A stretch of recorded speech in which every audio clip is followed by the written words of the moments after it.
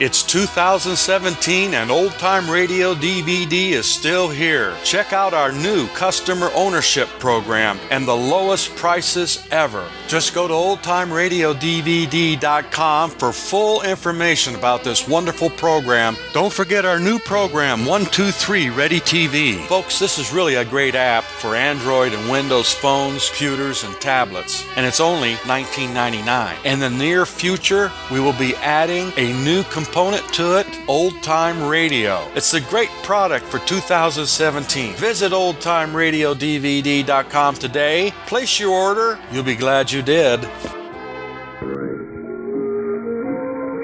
let it ring a few times before I reached out and snagged it off the truck. After all, when they're that anxious, they can be mighty worthwhile. Yeah, who's this? Al White from the Chronicle. Remember me? Oh, Al White, sure. How's the gossip column racket these days? Warming up. I got a show for you. I'll bet you have. Meaning what? I've been reading that column of yours. Those cracks you've been making about Larry Slade throwing the big fight, they can't have made him very happy. I hear he's looking for you. Yeah, so do I. I need a bodyguard. You keep printing that Slade took a dive, and you're more likely to need an undertaker. I was right about it, wasn't I? I even called around. Sometimes there's something better to be than right. Such as? Alive. Something you're not likely to be if you keep needling Slade. He's big and sensitive. My heart bleeds for him. Look, do you want this job or not? All right, Al. Where do I start guarding the body? The Casa Daily Bar. Midnight. It wasn't the kind of case I'd like, but a private detective is like a doctor or a lawyer. He can't always pick and choose. Anyway, a few minutes short of midnight, I parked the car outside the Casa Daily. It was an old white-frame building that Ace Daly had converted into a plush boob trap. One of those joints where if they don't get your roll with the fancy prices at the bar, they got back rooms all rigged up with roulette wheels and crap tables where they do. I was holding down the bar with an elbow, splitting through the fog of blue-gray smoke when my client, Al White, walked in. Waiting long? Not very. Seen Ace Daly? Yeah, he went in the game room a little while ago. Larry Slade with him? Yes? No, why? Come on. He'll be here, too, before the night's over. Daly's in the game room now, huh? Hey, why the interest in Ace Daly? I thought you were after Slade's hide. Maybe I'm after both of them. You think Ace had a hand in fixing that fight? Yeah, and tonight I'm looking for proof. Any objections? Your skin, if you like to wear it with holes in it. That's what I'm paying you to prevent. Maybe we better make this one cash in advance. You trust me? Oh, sure. I just don't want to have to go to the trouble of suing your estate to get my money. Oh, very funny. Hey, wait a minute. You must read tea leaves. Huh? Don't look now, but your old friend, the ex-champ, just came in. Is he heading this way? No, he's going on through into the gaming room. Good. What's good about it? I had a tip Slade would be showing up for the payoff tonight. It settled it. He jumped the fight, and Daly paid him to do it. You still haven't got any proof of a payoff. With a little luck, we might even get that. What are you going to do, follow Slade in? Not yet. Give him a minute or two head start. He won't go direct to Daly's office. He'll probably waste a couple of minutes looking around in the gaming room, just to make sure he isn't being followed. Now, if we time it right, we may catch him in the act. And if we do, I'll have the biggest story of the year. I only hope you live to write it. I'll write it. Don't you worry about me. All right, then. I'll worry about me. I only hope that I live to read it. We stayed at the bar, finished our drink, and listened while a tinny five-piece combo did unmentionable things to a popular ballad. Then Al White dropped a handful of silver on the bar and nodded he was ready. I led the way out of the bar to the disguised entrance of the roulette room. The door was presided over by a tuxedoed man with a broken nose. We stepped into a small vestibule, waited while he closed the door behind us. Then another door opened, and we stepped into the game room. A low buzz of conversation, spiced with the click of roulette balls, rolled out toward us. A dozen or more people were huddled around a huge roulette layout in the center. On the far side, a hot shot game was in session. Either Ace or Slade was in sight, so we ambled past the bank of slot machines toward a door marked private. From behind it, we could hear the sound of someone laughing. Ready? All right, let's go. May your marriage be as happy as you are beautiful, my dear. Hold it, Judge. We got company. Something just crawled out of the woodwork. Something was wrong. Instead of a payoff, it looked like a party. Lifting a champagne glass with Ace Daly and Slade was the most gorgeous redhead I'd ever seen. And a tall, distinguished, white-haired man was just proposing a toast. It wasn't what we'd figured to find. But Al White didn't let that stop him. He walked right in like the life of the party. Or maybe the death of it. Hello, Larry. Evening, folks. I've been looking for you, White. I'm going to knock Easy, you... chap, easy. My client doesn't like to be crowded. Make it easy on yourself, and you keep out of Cut this. it out, He's Champ. got it coming. I'm going to... Okay. Okay, Ace. You, White. On your way. Daly, you could lose a lot of customers talking to them that way. I didn't send for you. Get out. Ace, who is this man? Yeah, Ace. Why don't you introduce us? I'm Al White, Mr. Dare. I write a column for the Chronicle. How do you know my name? Recognizing faces is part of my business. And how are you, Judge Adair? I thought you and Ace Daly were old political enemies. How nice to see that you've gotten together. I think perhaps you'd better excuse us, Ace. Louise and I... Sit down, Judge. I'll take care of White. He's just about to leave. Don't mind if I do. Now, you see, I came here looking for a story in the fight fix the other night. Oh, it's small potatoes compared to a political fix. As we weren't in any position to cop any popularity prizes at the moment, there didn't seem to be much point in hanging around the Casa Daily. We got out with about 2 minutes left of the head start Ace had given us. White insisted that I drop him off at the combination office and apartment where he worked. So I locked him in for the night, then headed for my own apartment and some long-delayed shut-eye. I didn't need anybody to rock me to sleep, as I was practically snoring by the time my head hit the pillow. So when the phone started to dance off its stand a couple of hours later, it took me a few minutes to locate it. Oh, stand still, will you? Yeah? Al White. What time is it? Oh, about 4:30. Oh, it's the middle of the night. Not for me. These are my office hours. Just finishing up tomorrow's column. I want to read you an item. I can wait until tomorrow to read it. Hey, what's that? Oh, the doorbell. Who is it? Hold the line a minute. White, don't answer that. White, stay away from that. White! White! Without stopping to think twice, I knew that whoever was paying that late call to Al White carried a peculiar calling card engraved in lead. I started dressing, made par for the course, and was headed for a cab in less than 6 minutes. A police cruiser outside of Al White's apartment house told me somebody else had heard the shot. When I finally got to his door, it was opened by Sergeant Marty Moran of Homicide. Well, I might have known. What are you doing here? White was my client. White? Don't let's get cute, Marty. I was talking to him on the phone when he got us. Oh, that accounts for the phone being off the hook. Do I get in? I suppose so. What were you talking about when it happened? He wanted to read me an item out of tomorrow's column. Column? You didn't find any column. Just a few blank sheets and a typewriter. No column. There he is. We haven't moved him yet. Me hasn't gotten here. Got it in the back, huh? Barney, what's on your mind? Just a hunch. I'm wondering if Al White had the same habit most newspaper boys have of jamming 2 or 3 sheets into their machine at a time. Hey, you got something there. If he did, we may be able to bring out the impression on the second sheet. That's what it sounds. There should be some dusting powder in the lab kit. Oh, okay. Let's have that second sheet. All right. You got some enough dusting powder on it? More, maybe. Look around. Then you know it's right. Can you read it, Sergeant? I think so. Just let's blow off the excess. Yep, there you are. Clear as a carbon copy. Take your bars later. Uh-oh. Here it is. Listen. The mob is giggling over Ace Daly's payoff if the election goes right. Now, instead of fixing fights for sugar, the Ace is fixing elections for honey. Ace Daly in this? Yeah. He told White that if that item appeared, he'd kill him. Well, why didn't you say so? That makes it easy. We put out a pickup on Ace, and we got it made. Better pick up Larry Slade, too, Marty. The champ? Yeah, he got into the act, too. He promised to kill White if he mentioned 6 fights again in his column. Well, fine. First I have no suspects, now I've got more than I have teeth of my own. How many other characters promised to make this creep a prospect for a headstone? Offhand, I don't recall, but as I think of them, I'll keep you informed, Marty. I got away from Sergeant Moran as soon as I could. He was yelling pickup orders into the phone as I closed the door behind me.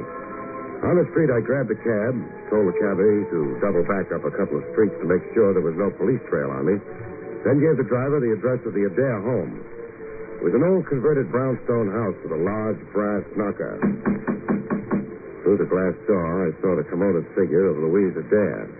Over her shoulder on the stairway, I could see her father, his white hair shining in the gloom. What? What do you want? I'd like to see you for a few minutes, Miss Adair. Now? What about? Murder. Murder? Yes, Al White, the columnist, a few hours ago. I see. Perhaps you'd better come in. What is it, Louise? You go on to bed, Dad. This gentleman wants to ask me a few questions. Maybe your father ought to sit in on this. Leave my father out of it. Nonsense, Louise.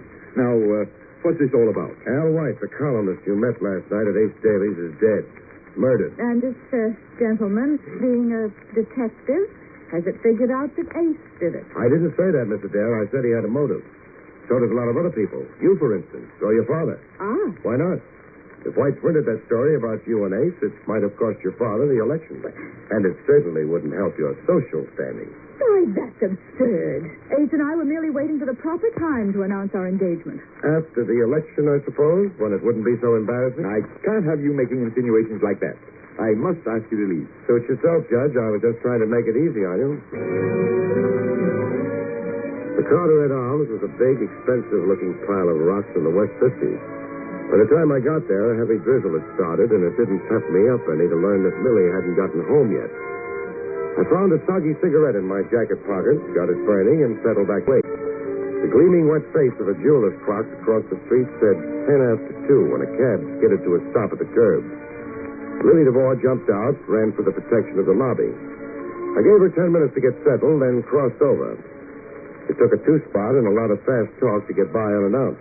The two-spot was more effective than the talk. Anyway, I got up to 4D and knocked. Yeah? Message for Miss DeVore. Coming. Okay, Buster, let's have... Say, what is this? I want a little talk with you. Get your foot out of that door. Nice of you to ask me in. You mean I had a choice? Look, I don't know what's on your mind, but you don't... Don't be so modest, Lily. You know you're irresistible. Yeah. And I know something else, too. You're liable to be unconscious when the champ hears about this. I make it a policy never to worry unnecessarily. And I make it a policy never to entertain strange men without a warrant. That goes double for private cops. Outside. Okay. I just thought I'd help keep your champ out of the hot seat. But if that's the way you feel about it. Look, you can't pin that killing on Larry Slade. You know he didn't do it. That's not what the police think. Where is he, Lily? I don't know. Hey, where do you think you're going? Oh, just to have a look around. Get out of here and leave me alone. What's in there? I thought I heard something. Oh, mice, no doubt. That's just a closet. Stay away from it. Stay away, I tell you. As I moved Lily from in front of the closet door, I turned my back for a second.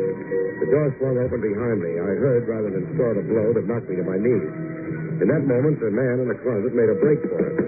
He headed across the room to the bedroom door beyond. I was a little groggy, but I managed to follow him. By the time I got to the bedroom, I heard him go through the window to the fire escape beyond. I followed, stuck my head out. He snapped a shot at me from below. Gouged a chunk of windowsill a foot or so from my head. I pulled back fast. I wasn't that curious. Lily was still in the living room when I walked back. Okay, baby. Playtime is over. I lose my boyish smile when people use my skull for target practice. Who was it? I don't know. A prowler, I guess. If it was Slade, why did he run? You can alibi him for last night, can't you? What? Sure. Or can you? Of course I can. We were together all morning. He left Daly's before 4. When did he get to your place? About 4. We left the club together, and then we... You're lying, Lily, aren't you? No. If you are, I can check up at the club. You might as well admit it now. Oh, all right. The director called a rehearsal on next week's show. Slade got bored and walked out on it about 4:15. We worked through. In other words, he had time to knock off White. If he didn't do it, then why was he trying to hide here in your closet? Slade wasn't in that closet. Who was? I don't know. Who was it, Lily? Oh, what's the use? Why should I cover for him? It was Ace Daly. What was he doing here? Same as you, looking for the champ. To help him fix an alibi? Slade doesn't need an alibi. He didn't do anything. Why don't you leave him alone? Maybe I can help him. Where is he, Lily? I told you I don't know, and I wouldn't tell you if I did. That's what I thought. Just the same, if you want to see him get a break, you get to him and tell him to get to me. I didn't have long to wait. I just gotten back to the four walls and desk I laughingly call my office, shuffled the 2 ads in Rentsville that represented my mail, and lit a cigarette when the phone rang. Hello? Larry Slade. I hear you want to see me. What about? I don't do business over the phone. Come in and... Yeah, and walk right into a police stakeout? Okay, so I'll come to see you. Where? If it's a plant, you'll never walk away from it. Where? The end of Pier 6, East River. Make it 3:30 sharp. I'll be there. You come alone. Because if you don't, you'll have plenty of company when you leave. They'll be carrying you. Pier 6 was a deserted strip that stretched out into the murky water of East River for a quarter of a mile. Anybody walking to the end would be visible for minutes before he reached the end, setting him up as a perfect target. The goose pimples and icicles running down my spine were caused by the cold wind, I think. The rain hadn't let up, and I was drenched by the time I reached the end of the pier. Larry Slade stepped from behind an old rotting shack that had been a watchman's shanty. He looked bigger than a Brahma bull and twice as nasty. Hello, champ. What do you want? The one who killed Al White. Cops think maybe you did. I can read. I don't think you did. That's nice. So, Give yourself up. I don't want you to take the fall for the killer if you didn't do it. I don't take any falls for nobody. You're set up for one right now and don't know it. You're lying. Why should I? Ace Daly's the only one got anything to gain by lying. He wouldn't cross me. Not unless he needed a fall guy, and he does. Why don't you tell him that? Hey, Ace. Busy little man, aren't you, Craig? I tried to get around, only this time I didn't get around fast enough. Looks like you beat me to it, Ace. Looks like I did. He thinks you're trying to pin the murder on me, Ace. Now, why would I want to do that, Larry? Why would I want to frame the guy who's giving me my alibi? Your alibi? He hasn't even got one for himself. Not after he left Billy DeVore last night. Oh, yes, he has. Larry came back to the Castor Daily. We were both there together at 4:30 this morning. Now, what do you say to that? You've had time to cook up a nice little story, haven't you? But coming from the 2 principal suspects, I doubt if the police will take your word for it. You'll have to think of something better than that to prove you were really there. Don't worry. We can. After he got home, Judge Adair called me up to talk things over. That's funny. The judge didn't mention it to me. But then maybe you haven't had a chance to give him his briefing yet. Don't worry, Craig. He'll back us up. Will he, Ace? Aren't you forgetting something? What? You can't help him now. When the story of your little deal gets out and the papers tie it in with this murder, your support would be the kiss of death. His only chance of re-election now is to wash his hands of you as fast as he can and try to make hay on the other side. Wait a minute. Sorry, Ace, but I gotta go see the judge. I'd kind of like to hear what he has to say before he's had any coaching. Stop him, Slade. What do you want me to do? You're the champ. Figure it out for yourself. Larry Slade grinned and licked his lips. He hunched his left shoulder a bit. I saw the punch start somewhere near the tip of the shoe, but I couldn't get my jaw out of the way fast enough. It landed like a ton of bricks, and the pier came up and slapped me in the face. I don't know how long I was out. Could have been minutes, probably. It was only seconds. Both Ace and Slade were gone when I opened my eyes. I couldn't find it in my heart to regret their going.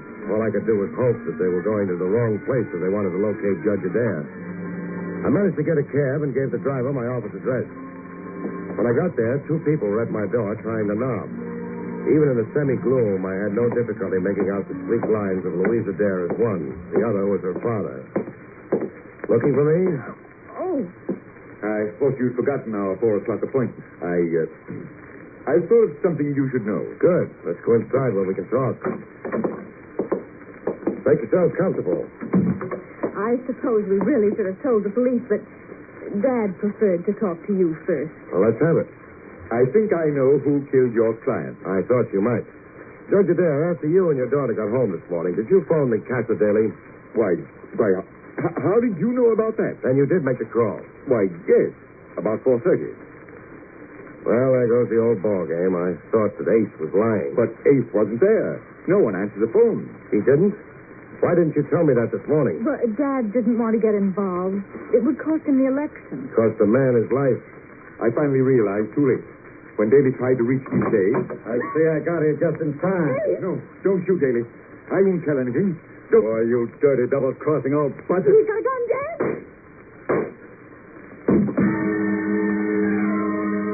When When the smoke cleared, Ace Daly was sprawled in my doorway. Louise Adair was doing a good job of trying to swallow a fish. The judge stood dazed, staring down at an old .22 target pistol that he still held in his hand. I managed to pin my eyeballs back in their sockets long enough to walk over to Ace. At that moment, the door to my office burst open, and Sergeant Marty Moran came tearing in. What's going on here? Holy cow, Ace Daly. Who did it? I'm afraid I did, Sergeant. It was self-defense. Daly was going to kill both of us. Mr. Judge shot him, all right. Why should Daly want to kill you, Judge? He wanted to keep me quiet. I knew that he'd killed Mr. White. You were taking an awful chance going up against a pro like Daly with that pea shooter. I couldn't keep quiet and see him get away with murder. Even if it does cost me the election, I couldn't do it. Cost you the election? You kidding? You come out of this mess a hero. Delivered a killer all wrapped up. Just too bad Ace Daly didn't kill White. Didn't kill him? What do you mean? Hey, you better translate that for me, too, Barry. Daly couldn't have killed White. I was talking to White when the killer knocked. He got up and let him into the apartment. So? He wouldn't hire me to hold his hand while he was talking to Daly in a public place, then let him into his apartment. But Ace could have disguised his voice. Old wash, baby. White was shot in the back. That means he opened the door to the killer, then turned to lead the way into the apartment. He never would have turned his back on Daly. In that case, I have a little surprise for you. Brian, bring Slade in. We picked up Slade waiting outside in Daly's car. Ace? Who did it? I'm afraid I did, Mr. Slade. I thought he killed White. Which leaves us only one logical suspect. Oh, I get it. I'm supposed to be the fall guy, eh? Why, you two-bit Seamus, I'm going to let you have it. Right in the whiskers. You KO'd the champ. I owed him that to... Holy cow, so I did. Hey, he didn't throw that fight. He's got a glass jaw. Well, I'll get him out of here and booked. He didn't kill White either. He never would have used a gun. He'd get a bigger charge out of beating him to a pulp. Well, if neither of them did kill White, who... You did, Judge. What? And that wasn't self-defense when you shot Ace Daly in my office.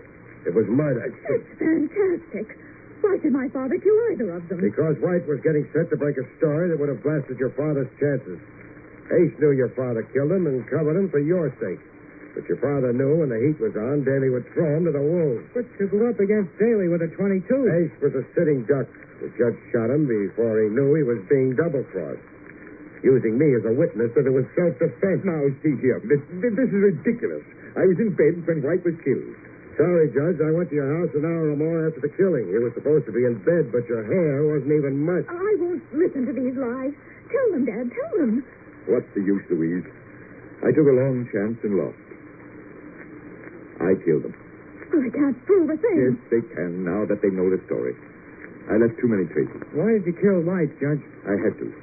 My only hope of escaping prosecution for malfeasance was to be reelected to cover what I had done during my last term. I would have done anything to be reelected. Even come to blows with a thug like Daly. Don't talk, Dad. They can't prove a thing. It's no use, my dear. I'm ready to make a full statement. Okay, boys. Take the judge out. We'll book him later. For murder, I guess.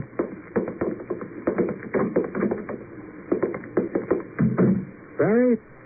While we're waiting for the medical examiner, tell me... Not now, Marty. I've got an important date. Anybody I know? Lily DeVore.